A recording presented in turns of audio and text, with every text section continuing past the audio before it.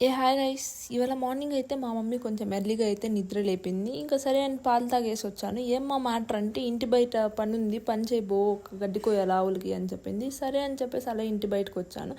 అసలు పల్లెటూరులో పుట్టడం నా అదృష్టమా లేకపోతే టౌన్లో లేకపోవడం నా దురదృష్టమా అర్థం కాలేదు.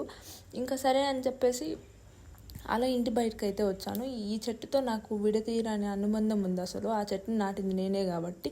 ఇంకా ఈ చెట్టు అయితే నాటిన 6 monthsకే పిందులు అయితే వేసేసింది.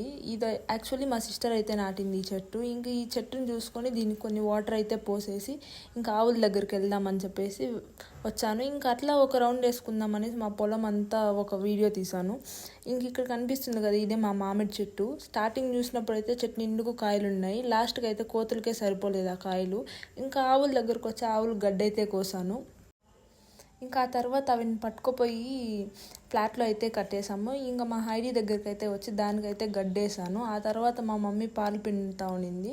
ఇంకా సరే అని చెప్పేసి ఆమె పాలు పిండుతూ ఉంది కదా, ఆమెకి ఏమన్నా హెల్ప్ఫుల్గా ఏమన్నా చేద్దామని చెప్పేసి అయితే పక్కనే ఉన్న పేడ అయితే ఎత్తుతున్నాను.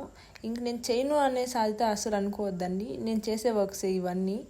ఇంకా మా మమ్మీకి అయితే హెల్ప్ చేసేసి గడ్డి కోద్దామని చెప్పేసి అయితే వచ్చాను. ఇంకా చిన్న దూడు కనిపించింది, ఇది రీసెంట్గా అయితే పుట్టింది. ఇంకా దీంతో కాసేపు ఆడుకొని ఇంకా సరే అనేసి స్టార్ట్ అయ్యాను గడ్డి కోసేకి. ఇంకా కొడవలు అయితే తీసుకునేసి వెళ్తున్నాము.